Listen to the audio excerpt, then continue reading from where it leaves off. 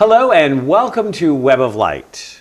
I'm Dr. Kevin, and with me is Angie D'Anjou. Angie, Angie, did you cut your hair? Angie, what's different? Well, I lost some weight and, deepened my voice and cut my hair. We have with us today Elmer Howard. You may remember Elmer. He was with us last year or earlier this year, after the Web of Light Expo that we did Earth Day weekend. And Elmer was in town and sat in as a co-host then, and is back. Welcome back, Elmer. Thank you for having me. We love having you on the show. Now, you're located in? Phoenix, Arizona. That's right. Now, but you and I did, 4 years, a little over 4 years that we worked together? Yep.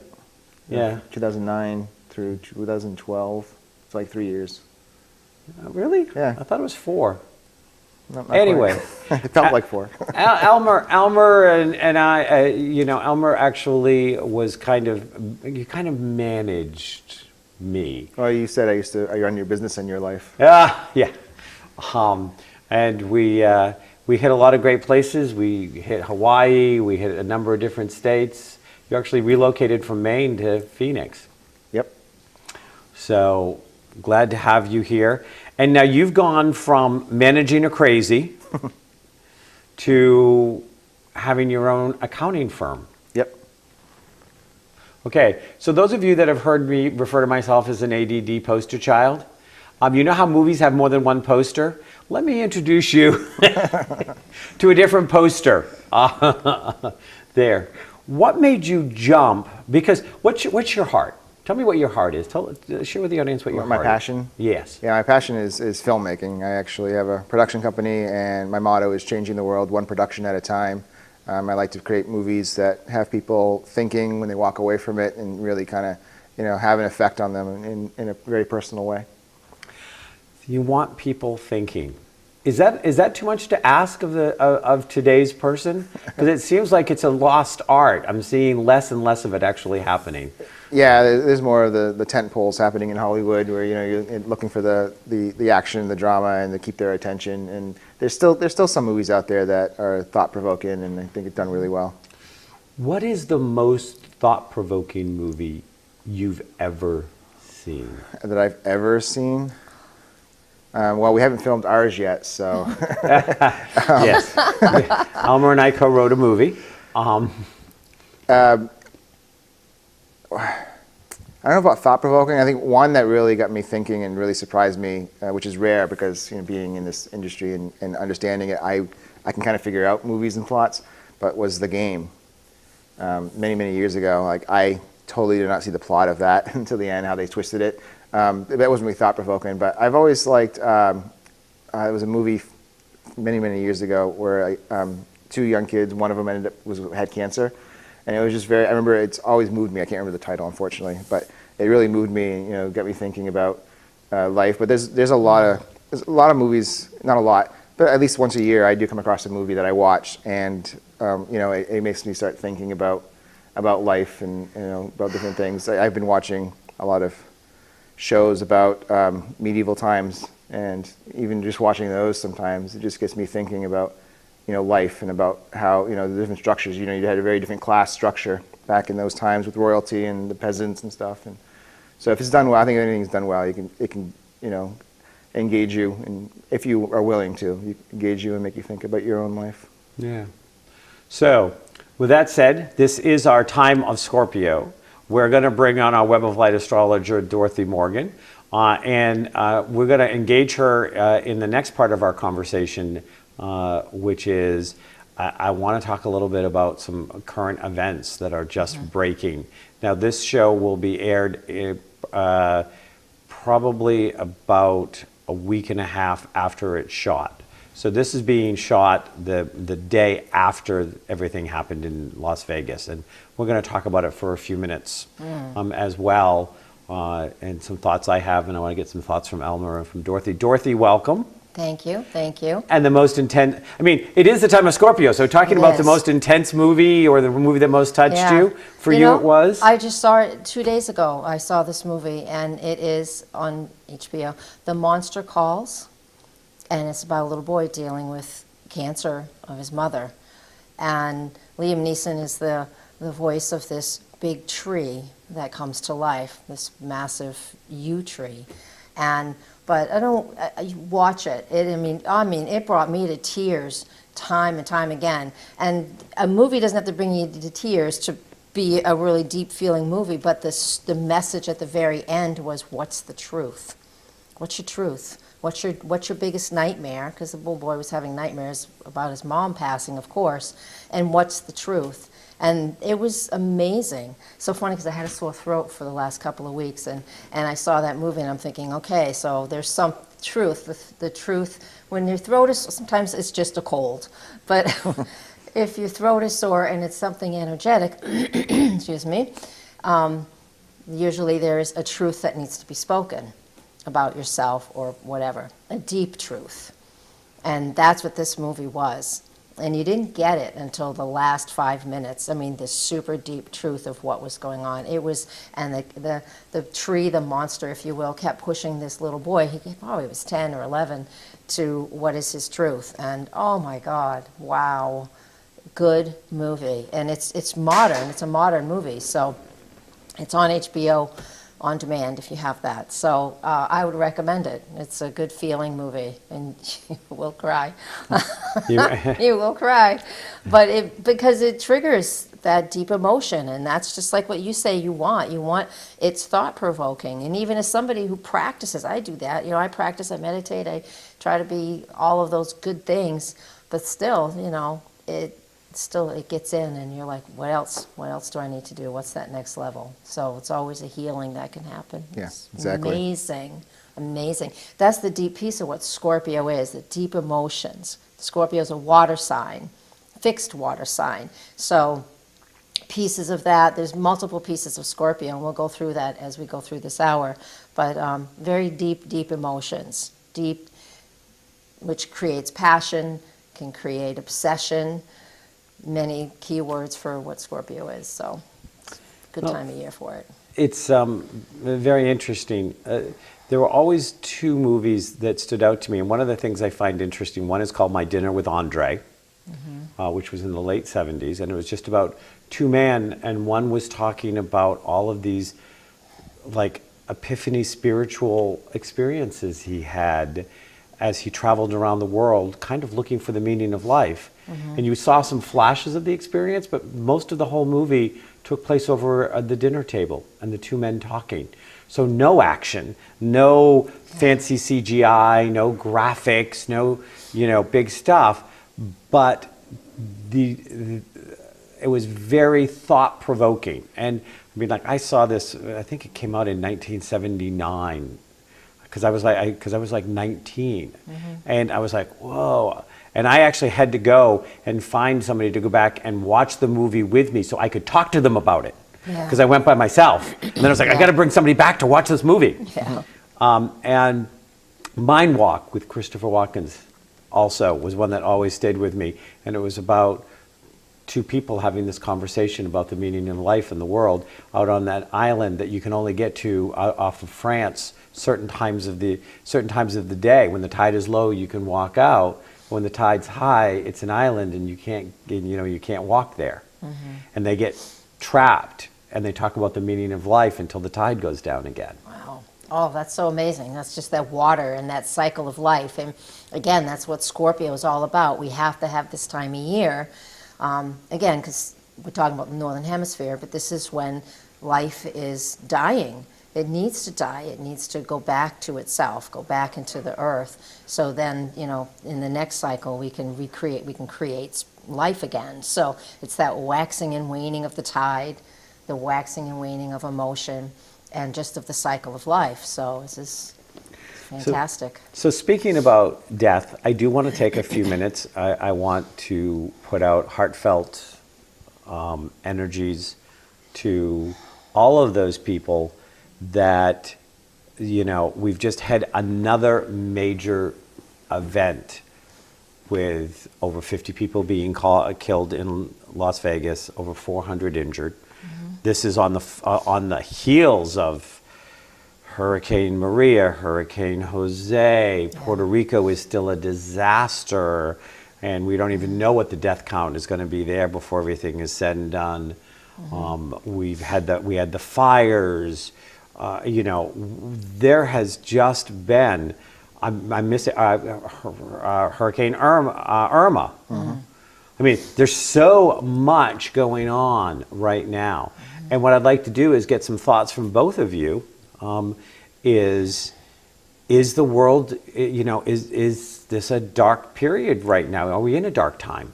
Yeah, it feels like it. Yeah. Well, one thing I've always wondered that when it comes to in society, we're seeing more, stories coming out of crimes, and not just big crimes like mass shootings and terrorist attacks, but everyday crimes. And I've always wondered, it's like, okay, are we getting worse as a human race? Is it happening more often? Or is it because of the technology we have, we're hearing more of the stories? 100 years ago, where there are just as many crimes happening around the world, but you didn't know about them. And now, and you only knew at the time what happened in your community, because you talk, that's all you talk to. And so I always wonder now, now is it on the increase? Are dark days happening on the earth, or is it just we're seeing more of a connectivity across the world, so these things are more present in our life than they would have been in the past? I think that's it, and that's the way I see it too. Because I mean, per capita, whatever, if that's the right word, the percentage for people, for crime, what it looks like. I mean, we don't know. We're just assuming. And again, we all know that good news isn't headline news. It always needs to be sensationalized. People are, even in television and commercials, I mean, you can't watch anything for more than 5 or 10 minutes and there's a commercial. There is no attention. There's no attention span in most people now. So ADD is like, ooh, it's rampant, because that's what they're training people. That's how they're training people who watch television, and even with all of our technology, it's like we have got to capture their attention within the first 2 minutes, or a person's attention is gone. The only way to catch their attention is with sensationalized news, and the death of a lot of people and all of those things that are shocking get more news than a loving, kind thing that's happening. I am an optimist. I see the loving, positive things more often than the negative things. And even when the negative things happen, the best that we can do, I mean, we can do what we can do in our own world, is just to send that energy light, not a bunch of hate to the person or persons who created this negative situation. They need love more than anybody if they're doing this, all of these people. So as much as it's just like, spraying flowery smelling stuff in the bathroom, it smells like and flowery stuff, it's still, I think it's still, you know what I'm saying? It still makes a difference the way I want to see it. So I don't think there's more of it. I just think there's more news. More news. Well, so I think there's a couple of different things. First of all, this is one of the most severe weather patterns we've had in ages. That does not change. So it wasn't like 100 years ago we had this many hurricanes that hit all at once, at least over here. Right. So on one hand, that part of it is this evidence that there are climate changes? Recorded history is is recorded long enough now that patterns like this would show up. This broke a lot of pattern molds. Yes, there is a lot more focus on the negativity, which brings people more of a choice point. Yes. Am I going to focus on the negative, or am I going to focus on what can I do positively? Exactly. Whether it's pray, send healing energy, talk positively, food donations, food money. Donations, help. Yep. These are. Go ahead. There's speaking to that. There's some apps available. A friend of ours who didn't want to hear certain things about the current president, the current negative news, and you can actually in your Facebook feed stop those from showing up. So you have a choice, and like you're saying, use your choice. Do you want to focus on the negativity, or do you want to focus on the light? So a lot of times they just avoid it. It's how they don't deal with it in their life. It's just like, I don't, the big stuff they come across, but most of it, because there's so much of it out there, so much information, and and a lot of it is negative. But you can kind of filter, decide if you want to filter how you want to, consume that information. Right. And again, it's not sticking your head in the sand. Right. It's choosing how much of that negativity, you want to filter through you. I mean, I'm the same way. I don't know about those apps, but I still just, I unfollow people that create too much of that. They're still friends, but I unfollow them. And if I want to see what they're doing, I'll just go to their feeds. And so, yeah, I don't have my head in the sand. I know what's going on, Right. but I choose when I want to see it and when I want to be informed about it. Well, I think that there is something we also have to look at, which is the increased desensitization True. of humanity. Awesome. Because Yeah. we have been desensitized. Because, you know, what media is doing today, 100 years ago, they just simply called it yellow journalism. But they called it yellow journalism, and it wasn't considered respectable. Oh, really? I've never heard that term. It's Yes, interesting. Okay. yellow journalism was journalism that was tainted. It wasn't the black and white. It wasn't the facts, just the facts, like they used to say on Dragnet. Yes, yes, yes. Yeah, okay. Just the facts, ma'am. But yeah, just the facts. Just the facts, ma'am. But yellow journalism existed, you know, and it was there, but it was disdainful. It was not respected, and it was called out, and the respected media at the time. And now we just don't have any respected media, with the exception of maybe NPR. I still think that NPR probably has the highest integrity standard as far as what I've come across. If there's something else, let me know. Because don't talk to me, Fox, CBS, CNN. Don't talk to me about any of those. Okay? Don't even get anywhere. They don't even get a letter in the word integrity when it's spelled anymore. Because they play humanity so much. But we have gone through increased desensitization since World War II. Yeah. And so media is more accessible. There's more competition for it. There's a competition for the human intention. There's a competition for the human dollar. And so this flows into it. But there was one other thing that stood out, and then I want to get to Scorpio, for me at least, in this. Orlando. When the Orlando shootings happened, and 49 people were killed in the nightclub, you still had that fringe element that came out. Because first of all, they wanted to eliminate it as a terrorist attack. Because everybody wants to scream terrorist, because we're being trained to do that. We're being trained to create us and them. Yep. We're being trained to be hateful by our government, by our media. Yeah. And of course, you have to rebel against that. You have to say, no, I choose not to be hateful. Yeah. And the stuff is still coming out, but this was a country festival, a country western festival, country western music festival. Yeah. Now, I don't believe in like generalizations and stuff like that, but when people think of country western music, let's face it, people tend to think of slightly more rednecky conservative people, right? Now, not everybody that loves country western is redneck or conservative. But when all of the shootings happened in the gay bar, you did have that religious nutcase fanatics that were talking about God punishment and that thing and the faggots and stuff like that. And I want people to understand Don't you know that all the hurricanes for America is because we're so sinful of a nation? Yeah, see, that kind of stuff.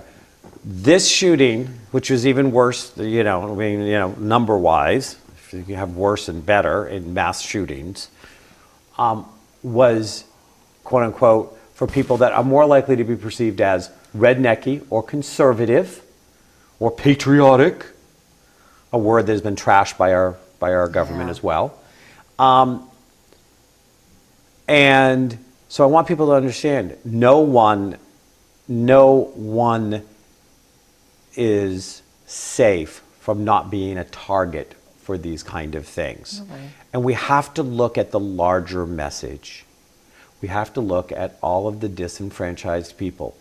And some of that is because we no longer take care of the emotional and mentally handicapped, especially severely handicapped people like we used to.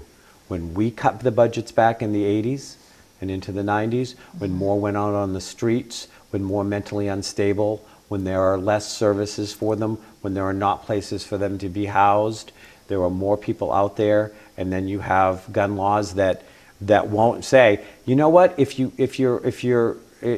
have a certain history of mental illness, that includes violence, no, maybe we shouldn't sell you a gun. Maybe you have lost your right. If you're a felon in this country of certain kinds, you lose the right to have a gun. No, can't even certain vote. kinds, just a felon in general. Just felon, Yeah, okay. you can't So it's even all vote felon. as a felon. You can't even In vote. certain states. Oh, really? There's some Okay. states that will I allow don't a know. felon to vote. All right. But in this, in this time of Scorpio, Yes. Scorpio's about what? Death and rebirth. Death and rebirth, obsession, like I said earlier, since it's a water sign, it's a fixed water sign, when we get our mind set on something, lots of times it won't change. Now, you don't have to be a Scorpio zodiac sun sign to be feeling this. This is the time of year of Scorpio. It starts, the sun enters the sign of Scorpio October 22nd at 10:27 p.m. on the west coast, and it's October 23rd at 1:27 a.m. on the east coast.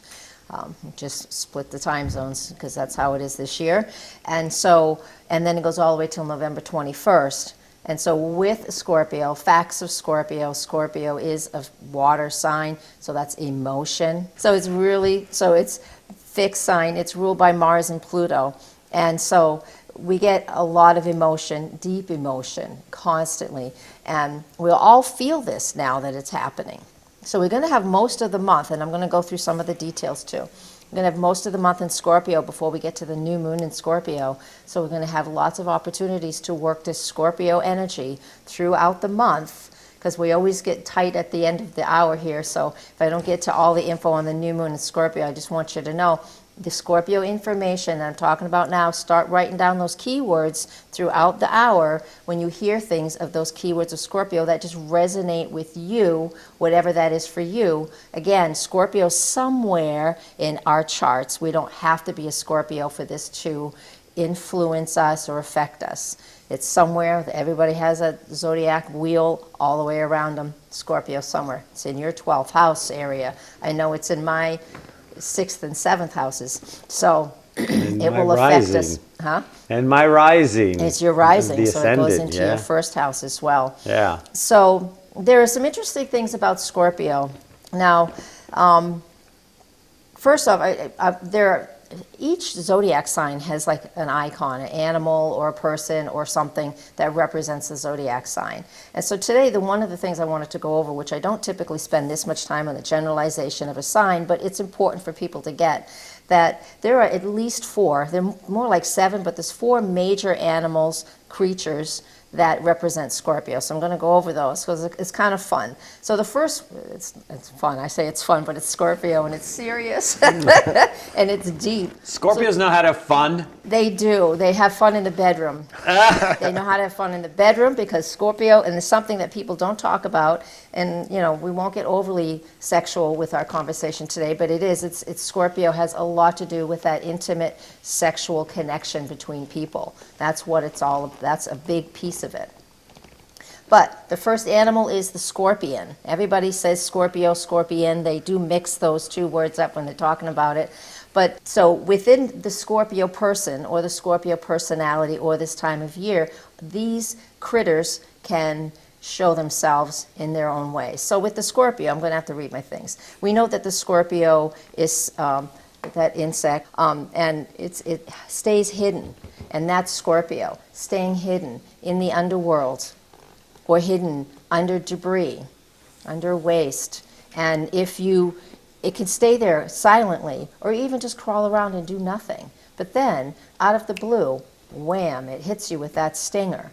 And then you're stung. So this is one piece about the Scorpio personality is they'd be going along fine, still waters run deep. That's my key phrase for Scorpio, still waters run deep. And then all of a sudden, out of the blue, whammo, they hit you with something. Whether it's really piercing words, they do something behind your back just to make, and then they let you know they're the ones who did it. Scorpio can sting very much, a lot. It's crazy. It's something else. When that area comes up, there's no gray area when it comes to this piece of the Scorpio. It's all or nothing, right? I'm going to sit, I'm going to do nothing, I'm going to listen, I'm going to observe. Scorpios are like that as well. And then they'll strike when they feel like it, and you won't know it's coming. Yeah, I mean, I know because, I have a lot of Scorpion energy. My sun sign is Cancer, but with having it in the 12th and my moon in Scorpio, and Yes. Scorpio is my ascendant, and things like this, I actually had to train myself that when I felt the Scorpio sting coming out, Yeah. it meant I was feeling triggered or threatened. Yep. And if I have even said to people that I am involved with, that I've been involved with in the past, friends and lovers, I've said, if that Scorpio sting starts coming out, then I'm feeling threatened. And that's what it is. And with the Scorpion energy and the Scorpio itself, a Scorpio really won't pay attention to you unless it feels threatened. Yeah. Because I had scorpions, I had a nest of scorpions outside my front door in Phoenix. No, it was black widows. Black widows, okay. But I did have some scorpions there. I had a scorpion there too. Yeah, Phoenix. We had scorpions. Yeah. Yes, But, yeah. I know. I've lived in the desert as well. Yeah. Yeah, I So- get that too. so Yeah. go ahead, yeah. Oh, they're scary. Yeah. They are scary. But One thing Go ahead.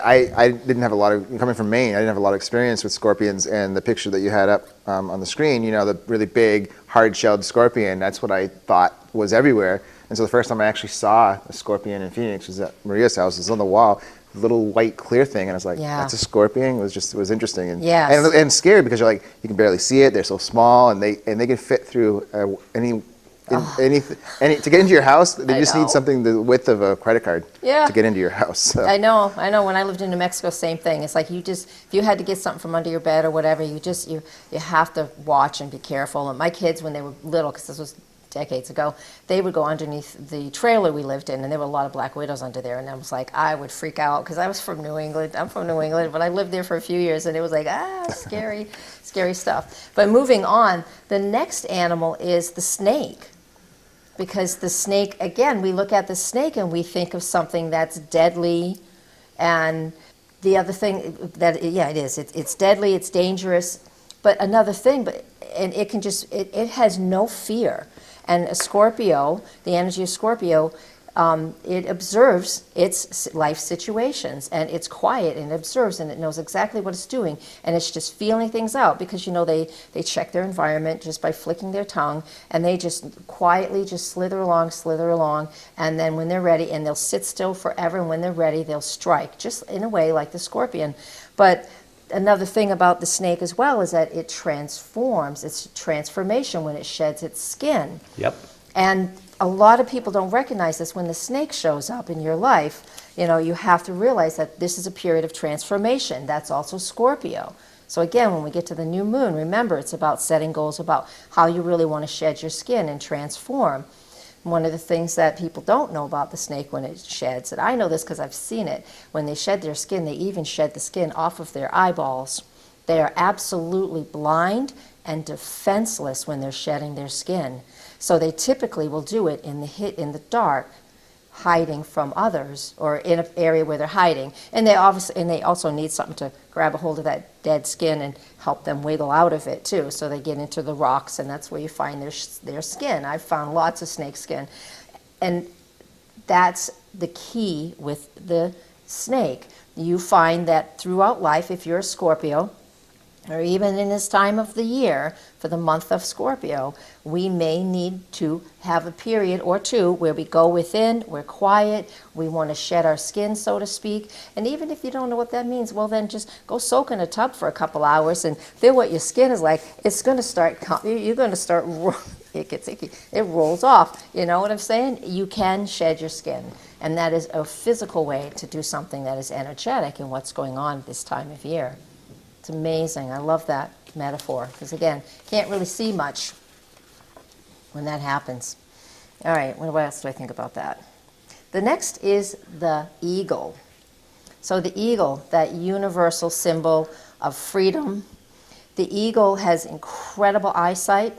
So when it's soaring high above the earth, it can see what it wants. And the Scorpio has that feel and that sense within them too, where they're able to see what's good for them, what's not good for them. They just super sharp vision. So the Scorpio time of year and Scorpions have this period, this piece within you that is really keen at seeing what's good and what isn't. really good. And the eagle isn't about manipulation, but a Scorpio can just tap into what it is other people might be doing. They just have the keenest sense of awareness. The whole snake and eagle is like, it's almost like in astrology when we talk about opposites. Because the snake burrows in under the surface and gets the underneath, the hidden stuff. That's all Scorpio, underground, everything is Scorpio. Yep, you know, snakes will go under to bury their eggs and stuff like this. But they get what's underneath, and that like tasting of the air is the Scorpion intuitive. Right. The eagle will see it from great heights and see a huge, large picture of things, Right. but in a moment can get a mouse on the ground and go, boom, Yep. and then go right back up again. And the theory behind this, the eagle, I'm going to read it, is the Scorpio who is more evolved. Yep. Because we don't have to go through all these ranges. We can have through our lives, but we don't have to go through all these ranges in just a short period of time. But the higher evolved Scorpio person, a person who's done work on them, a person who has gone within and fears nothing, right? Then you can see the bigger picture. And that's what the wholeness of what the eagle represents, is that you can see the bigger picture of everything because you've been in the underworld, you've been down there. I think a lot of shamanism, this is the time of year where shamanism and any rituals, drumming or whatever, that take you into a deep, deep meditation, which is into, you know, the underworld, so to speak, and then brings you back out as a rebirth, is perfect for the Scorpio time of year. So drumming works out really well too. So that's that eagle, what the eagle represents, that sharper vision. Yep. The sharper vision. It was so interesting. It was about a week or so ago, maybe a couple weeks. I think I was driving home from here the last time is what it was. It always seems when I'm coming home from here. A few months ago I saw woodpeckers, the big pileated woodpeckers. This way on the way home, there was a hawk flying across the highway and it had a snake in its talons. I was just coming through the Hampton Toll Booth, and I was like, well, look at that. Oh, my. And so I had to do some deep meditation on that one. It's like, oh, my God, what does that mean? That is such a metaphor. It was like, you know, about, you know, going within and just everything we just said. Yep. It was just amazing. It wasn't an eagle, but it was a hawk, and that's a raptor, so it counts. And then the final critter that we use is a mythical creature, but it's the phoenix. It's the phoenix. And that symbol of Scorpio, that's a very ancient symbol of Scorpio. And the phoenix, here, I did my research on the phoenix, I don't know a lot about it, but that showed up in history about 500 years ago. And it really is about, since Mars rules Scorpio as well as the planet Pluto, Scorpio's water sign, but Mars is fire, right? And so this is where I believe the phoenix piece of it is, because the phoenix is where we have used everything up in us, and now we just explode into a pile of flame and ash, and out of that flame and ash becomes a new being. People might recognize it from one of the Harry Potter movies. I can't remember which one, but when Harry Potter... The Order of the Phoenix? Probably. I don't know if that's when it happened, but in one of the films, In one of them. Dumbledore's pet Phoenix burst in front of Harry. And Yeah, Harry was like, you look really bad, and all of a sudden it burst into flames, and Harry's like petrified, and then... I didn't do it. He did, yeah, and the ashes on the ground, and then all of a sudden the new one is born. Little and, chick. Right, and this is dying to ourselves, you know? This is that whole ritual of going within. And I know I've said that a lot today, but that's just the what Scorpion. it is. That's what it's all about. That's what the Scorpio energy is really all about. So yeah, those are the four major ones. So it's a time of going deep, deep, deep, deep, and then coming back up into the ultimate transformation and knowing what you've left behind and keeping that as knowledge. You don't forget it. You have to have that everything you've wisdom. spoken on today, is it also, not like you said, it's not just for people who have the Scorpio sign, all of that is affecting, in some way affecting everybody? It is affecting everybody because the sun moves through the sinus, the zodiac's belt in through Scorpio once a year.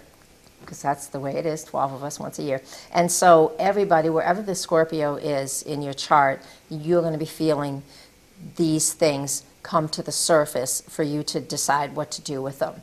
Because it's always there.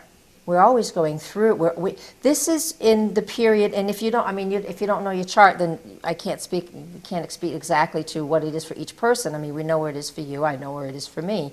But so, for example, that's where it sits always in your chart, wherever it is. That doesn't change. Whatever time you were born, wherever Scorpio is, that's your area. So for me, it's my health and my relationships, because it's in 6 and 7 for me.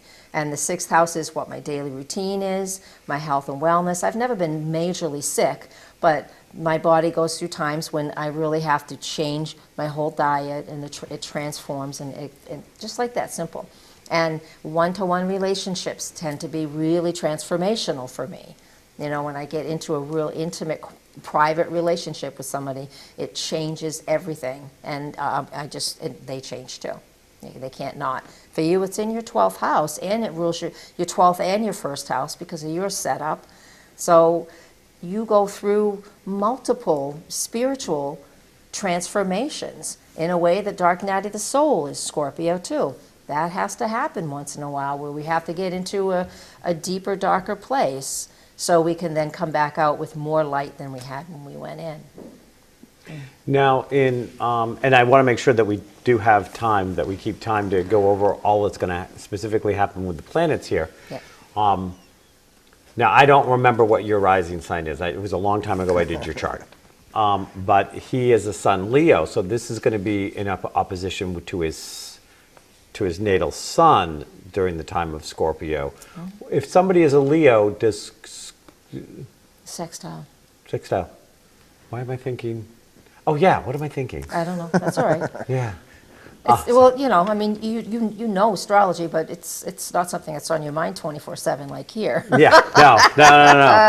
But so for somebody, when we know that one of the things that people could connect to is when the sun is in the time of Scorpio, what kind of effect would it have on a Leo?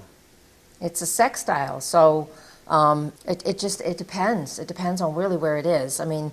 The sun signs are, so that would be, it would about adjustments, making adjustments. But it's really hard. I would have to look at the chart to honestly do that. Yeah, honestly. I know. I was just... Yeah, it's a square. I'm sorry, it's not a sextile. They're both fixed signs, and 2 fixed signs, it takes a little push. Fixed signs don't run so smoothly. They take effort to go. But so the 3 main things with Scorpio, these are the 3 mundane things that you will hear Scorpio all the time: death, sex, and taxes. And that's very true. Because other pieces of Scorpio energy in astrology is, of course, we did talk about sexual connections. That's the first thing. Death, not your own, but how you handle death around you, and that transformation like we've just gone over in depth. And then taxes, and we say taxes because it is money that we owe. It's money that we absolutely have to pay. It's also the area of the chart that represents finances, outside resources. So credit card debt, credit cards, the credit you get, mortgages, inheritances, spousal income that you get to use as a spouse, because that's just what spouses do, So it's outside resources you don't earn, but you have available to you. And so all of these things come up during this time of year. And so they're going to be coming up off and on a lot. Okay. Yes. So let's go ahead and hear, because... I got short little bits and pieces, so okay. we'll get a lot. As of October 10th, Jupiter moves into the sign of Scorpio, and that could even be a show all of its own.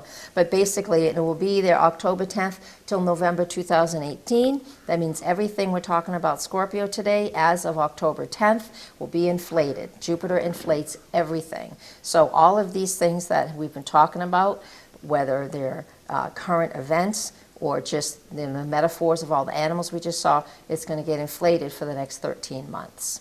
Jupiter expands everything. Jupiter is benefic, so that means in a positive way we're going to get to see things that we need to see, so we're able to move through it, work with it, heal it, transform it. These are the most important things. So there'll be a lot of changes in everybody's life.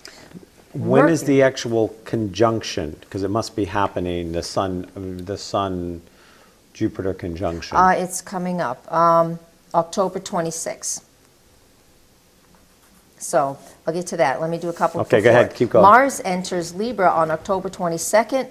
Mars is the ruler of Scorpio, so when Mars is in Libra, it is about finding that balance within relationships, or just balancing your life. It's not always about a one-to-one relationship, but most of the time it is. Mars is that sexual connection. Libra is relationships. Mars is also about just taking action, moving into things. How do I feel about doing stuff? It can be passive aggressive because sometimes Mars can hold anger for a little while until it has to burst out, like that Scorpio. So, the Scorpion. I made the mistake there. And so that Libra, Mars in Libra will be there from October 22nd and for 6 weeks after that. So we're looking at the intensity between relationships, diplomacy, justice, and then we also have a really strong creative urge. I know that's like way out in left field, but Libra loves beauty. It's not just relationships and diplomacy, it loves beauty. So a way that we can use anything that feels stressful and tension in a relationship is to find something beautiful and creative to do together. Yep, and Scorpio has its own creative side. I mean, it's death and rebirth, and rebirth is creation. Absolutely. So Scorpios tend to have, sometimes they tend to be a little on the darker side in their creative urges, more, but it's certainly the creative is very present. Yes, keep going. Exactly. October 24th, Mercury enters the sign of Scorpio. Not uncommon for Mercury to be near the sun. That's pretty typical. So when it gets into the sign of Scorpio and it's connecting to Neptune in Pisces as well, it creates this deeper level of thinking. Mercury in Scorpio is communicating on a deeper level, thinking on a deeper level, but it really is about digging in super deep for what it is that we want for. Mercury is quick and sort of shallow most of the time because it just moves so quickly unless it's retrograde. And then, then it goes a little slower, but we'll get a few kind of like the heartbeat, go boom and down, up and then down. So we'll just get some fast information and then we'll have a little time to dig in deep. And Mercury in Scorpio wants to know what's going on under the surface. And it's going to be there how long? Typically it takes about 3 weeks. Okay. 3 weeks to move through a zodiac sign because it's not retrograde until the end of the year. So probing questions, addressing things that we fear. If you feel so inclined, it's actually a good time to do it. Well, I'm certainly during that time period addressing something I fear. Yes. It goes there, what, 2 days before my wedding? Yes, something like 3 days that. before my wedding? Yeah, go ahead, keep going. So again, on October 26th, the Sun does conjunct Scorpio, and the Sun does conjunct Jupiter in Scorpio. Thank you. The Sun is in Scorpio. Yes. I know. Yeah. You're pushing me. You're making me go too fast. No. It's a fixed sign. Let me slow down. This is actually very optimistic. Again, Jupiter is optimistic, and like I said earlier, Jupiter will inflate everything that it connects to, but it's optimistic, enthusiastic. So Jupiter isn't in this sign once every 12 years. So it's been 12 years since this has gone on. So look back to math, 2005 to see, and it's this time of year, basically I think it was either September or October 2005, and that's when Jupiter started its year travel through Scorpio, the last time we had it there. Patterns repeat. Now, we don't have to be in the exact same space. I've talked about this before. It's not a flat plane of a circle of existence. It's a spiral. It can be down, too. I like to think I'm going to spiral up most of the time. Sometimes we go down, but that's Scorpio. So it's a spiral up. But so from the 12 years ago, what was going on in this time of year 12 years ago. I got to look it up too. I got to pull out my journals. I don't remember because it'd be nice to know what's up. So look back 12 years, see what's up. See what you can start shifting. If something's exactly the same, well, that's a lot of stagnation. So let's see if we can move it forward. Jupiter in Scorpio will absolutely help you move beyond something that hasn't changed, especially if it's been since the last time it was in that sign. So that would be what, fall of 2005? Yeah. Fall of 2005. Yep. So really move, excuse me, into that.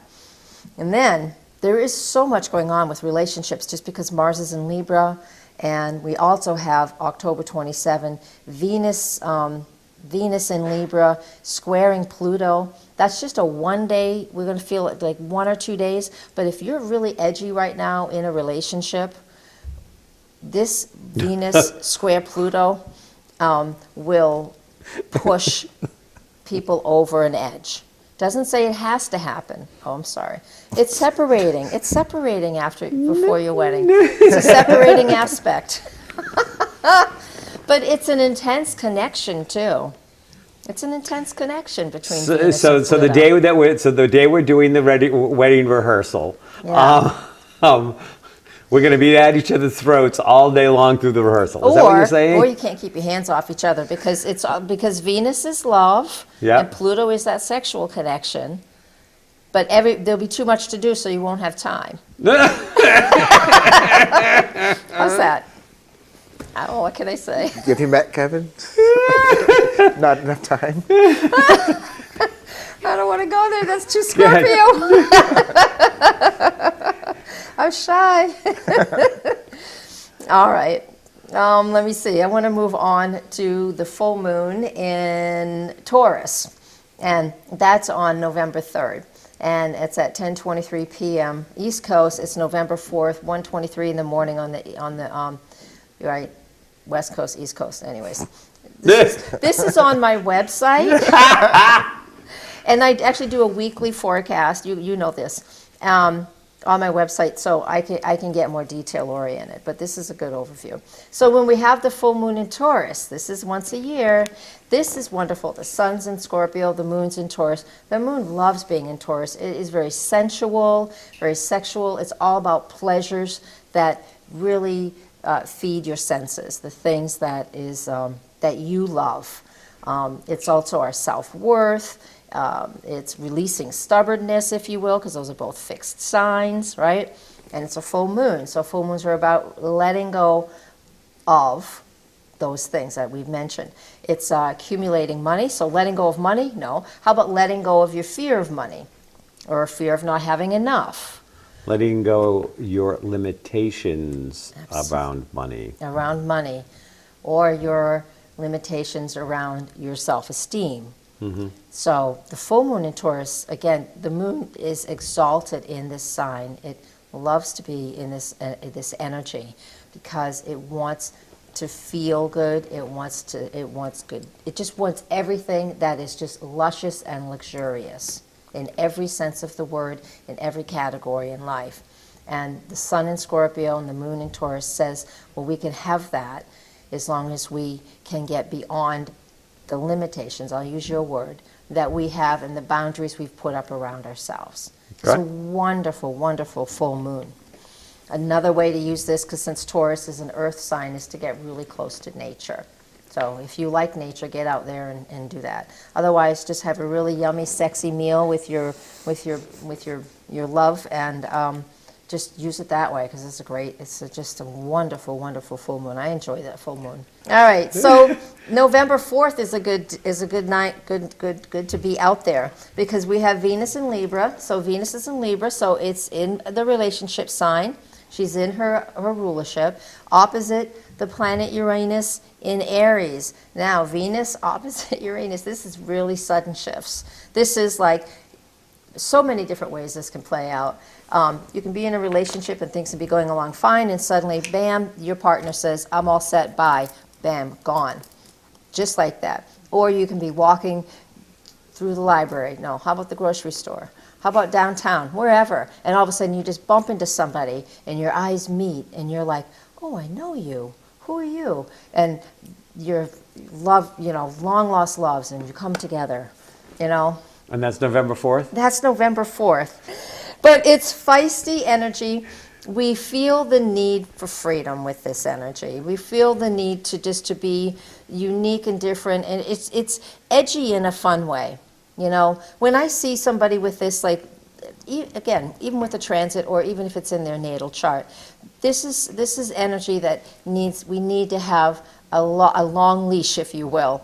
So if you're in a relationship, you own this transit or this aspect, then you need to have a lot of freedom within the relationship, which is easy to do.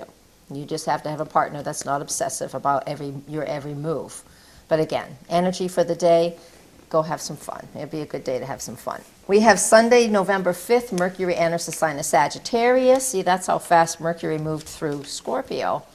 So it moves into Sag, and this is just where we're going to seek philosophy. We want to learn more. Mercury moves so quickly, it doesn't go in too awful deep, except for when it's retrograde or in the sign of Scorpio. In Sag, we're just going to have a little bit of interest in studying something a little bit deeper, because Sag wants that knowledge about what's been going on recently. Then, November 7th, Venus enters Scorpio.